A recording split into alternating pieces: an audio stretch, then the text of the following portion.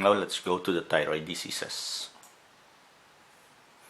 Our flow of the discussion will be from the benign thyroid disorder to solitary thyroid nodules, then to malignant thyroid diseases.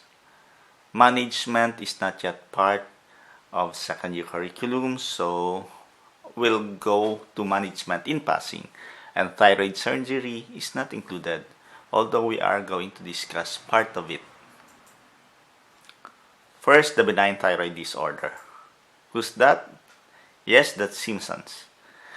And it is a feature of Graves' disease. As we can see, Graves' disease is the most common cause of hyperthyroidism in around 60 to 80% of the cases. It is an autoimmune disease, and female is predominantly affected with a peak incidence of 40 to 60 years of age. It has a familiar predisposition, and among its characteristics are thyrotoxicosis, diffuse goiter, and the exothyroidal condition, of course, is the exophthalmos, as seen by Bart Simpson. Shown by Bart Simpson, pardon. Among its clinical features are hyperthyroidism, such as heat intolerance, increase in sweating, thirst, weight loss. Some of the adrenergic stimulations are palpitations, nervousness, fatigue, hyperkinesis, tremors, and emotional lability. Labile ang kanilang emotion. GI symptoms are increase in bowel movements and diarrhea.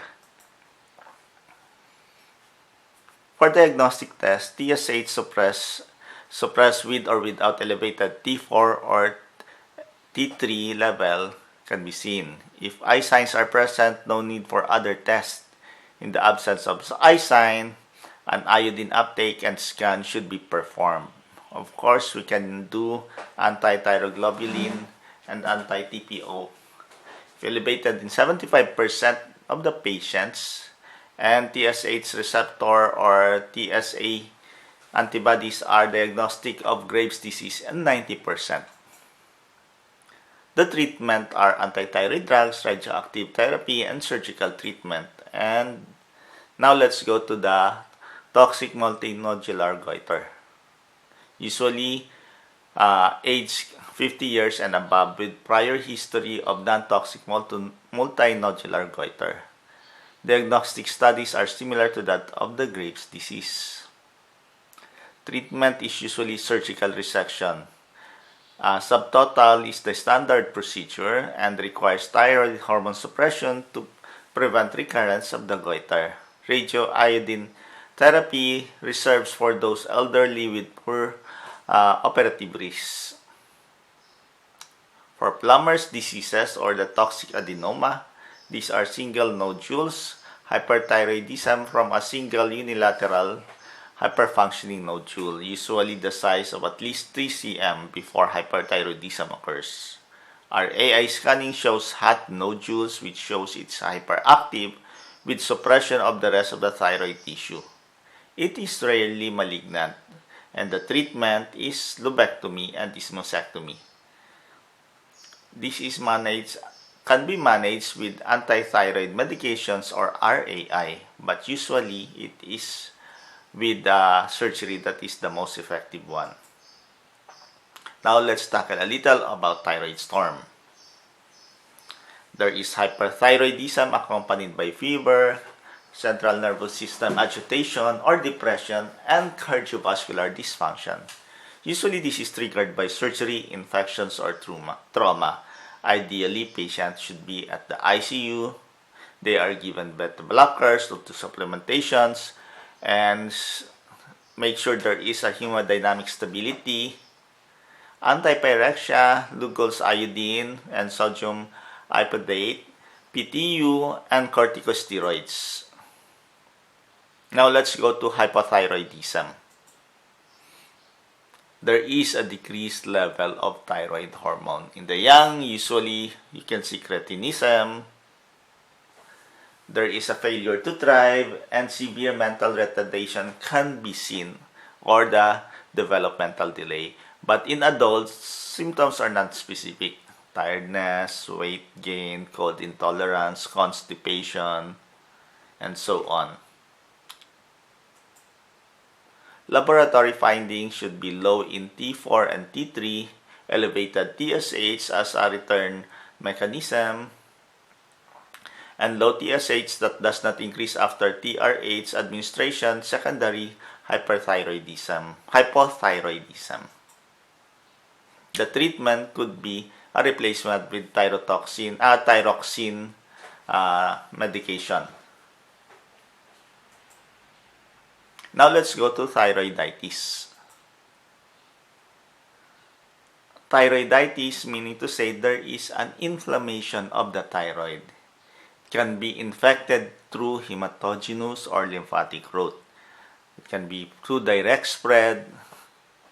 It can be a result of penetrating trauma to the thyroid, or it can be a result of immunosuppression.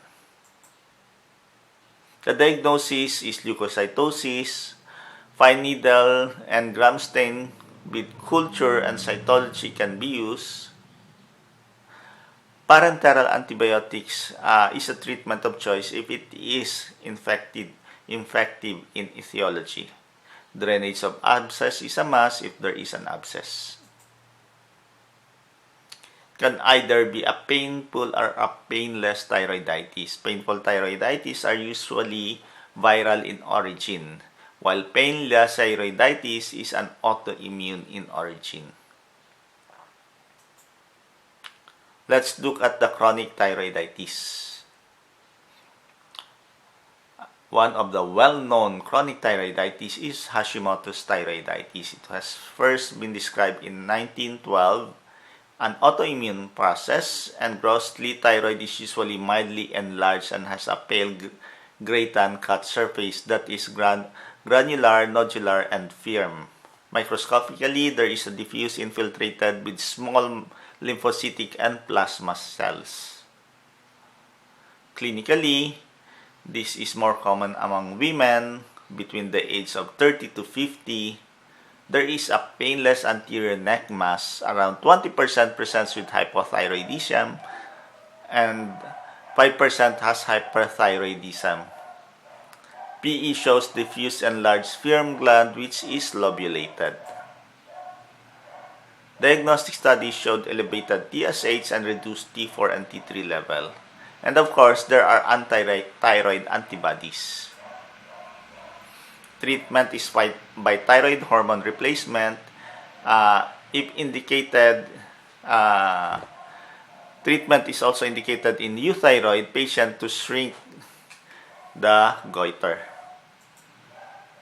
Now let's go to the second most common, although this is a rare condition, the Redill's thyroiditis. This is also known as the invasive fibrous thyroiditis. There is, as you can see in the picture, there is a replacement of thyroid parenchyma with fibrous tissue which can invade the adjacent tissue. Once again, it is more prominent in women ages 30 to 60 years of age, painless, hard anterior neck, and this invasion can progress over weeks or months with compressive symptoms. Take note, it involves the surrounding parenchyma or the adjacent tissues. By PE, there's a woody, hard thyroid gland with fixation to the adjacent tissue. So, it's almost a non-movable thyroid. Diagnosis is needed to be confirmed sometimes by open thyroid biopsy because fine needle is not usually adequate. Surgery is the mainstay of treatment, and the purpose of surgery is to decompress the trachea by Wells resection. It's not to remove the whole thyroid. More extensive resection is not advised. Now, when you say goiter, as mentioned earlier, it is the enlargement of the thyroid gland. There are areas that are endemic in goiters, and usually it is asymptomatic. I know you've seen a lot of people already having large anterior neck mass with no symptoms at all.